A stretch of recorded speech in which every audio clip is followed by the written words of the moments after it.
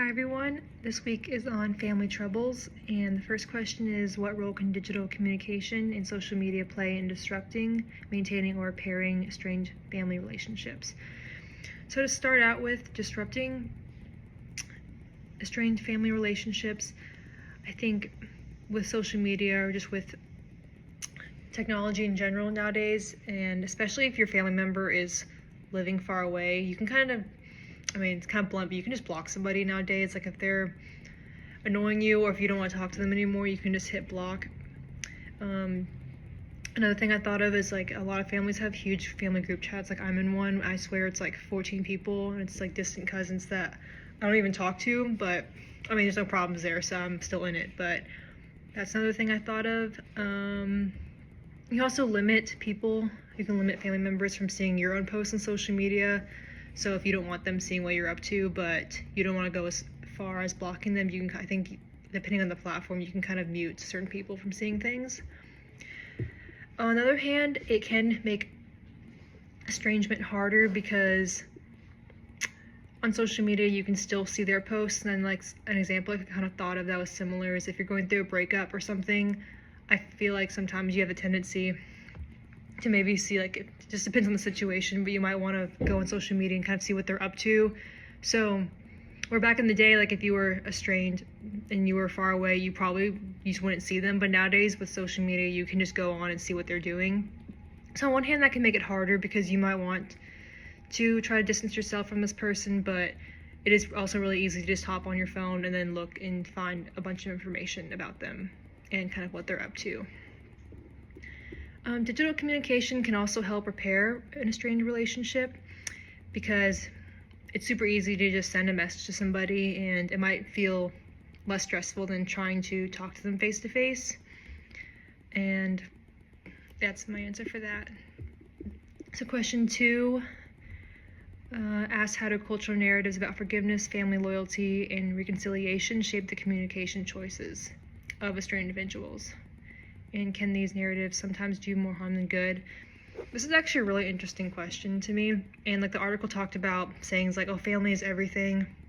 And it's kind of something that I feel like I grew up being told. I think it's changed now as I've gotten older and I've kind of learned more about like family drama and stuff that's happening with people in my family. But definitely when I was a kid, it was kind of pushed like, oh, it's your family, so in a way it's like, oh, it's fine, like people can kind of get away with stuff because it's your family. But I personally don't agree with that. I think, like your true family is kind of the people that you find who treat you well and stuff like that. But I do think, like the article said, those kind of sayings can kind of put pressure on people, especially if you're raised that way.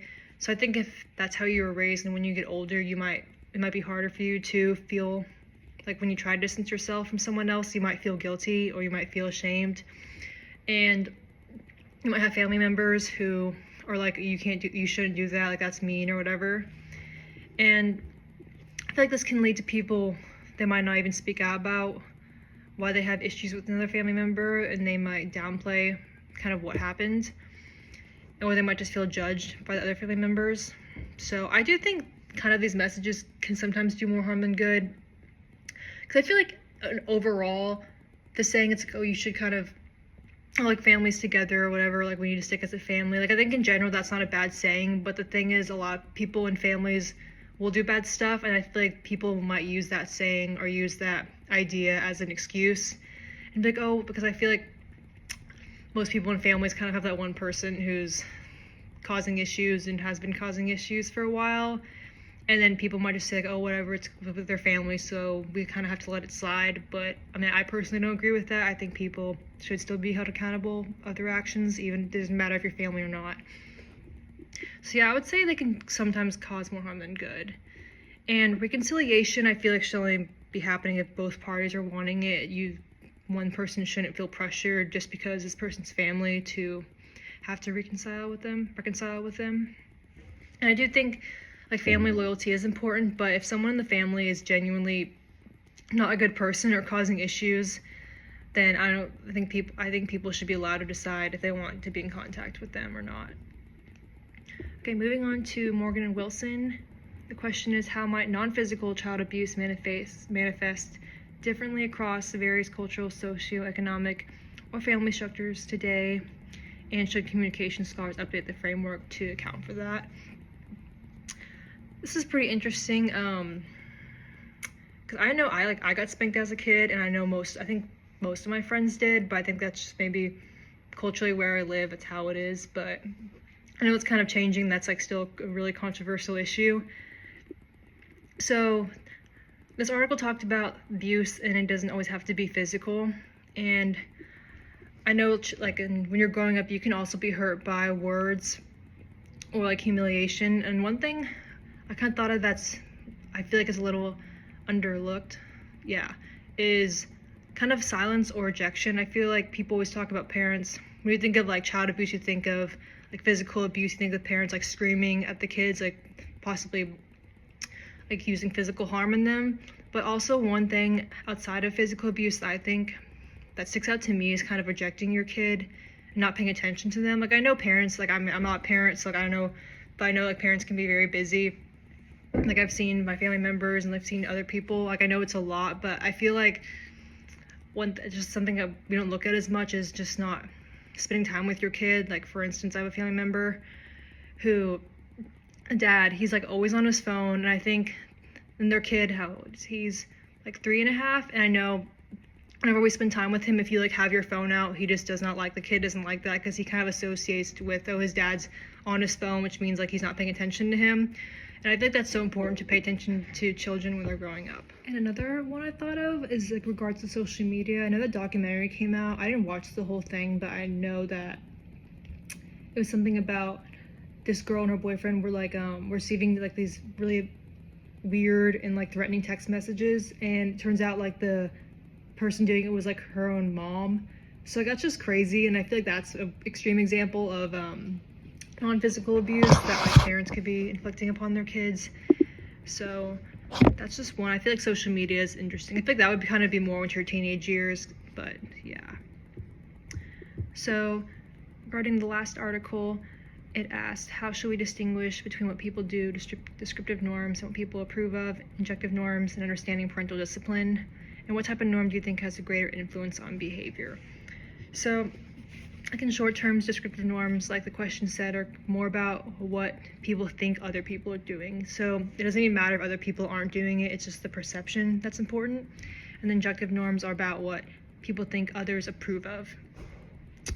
So I think descriptive norms kind of have a stronger effect at first, because if a parent thinks so everyone else is doing this, then they might think that behavior is normal, and they might not see a problem with any parenting style or something they're doing.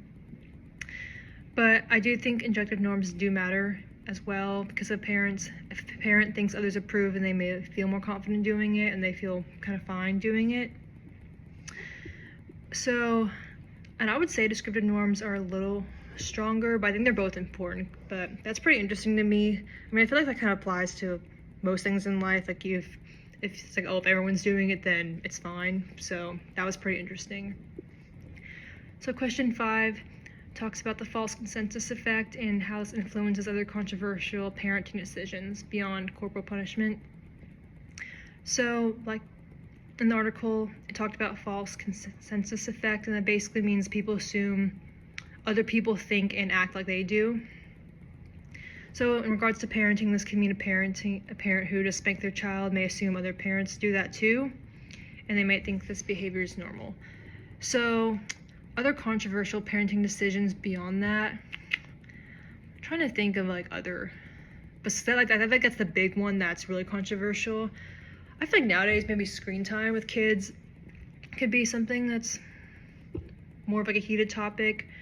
I don't know, maybe not for my age, because I think I'm 21, so I got my first phone, I think, when I was 10. I think I was in 4th grade, but my mom could monitor. Like, it was connected to her iCloud account, so she could see everything. I don't think I could even text on. It was just to, like, play games on. So, but nowadays, kids, I feel like, are getting devices, and they're, like, 4 years old and have, like, all this stuff, which is kind of crazy.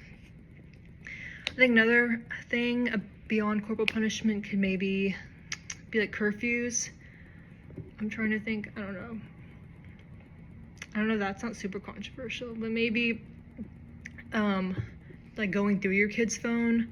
I know my parents would go through my phone sometimes, like at random times, but that might be controversial now because it's kind of like this invasion of privacy, especially when you get to like your teenage years when you're driving. I feel like it's different when you're a kid because there's stuff on like bad stuff on the internet that I feel like kids' phones should be monitored or at least have like protections on. But like once you get to an older age and you're like in your late teens, then I think that could kind of be more of a heated issue.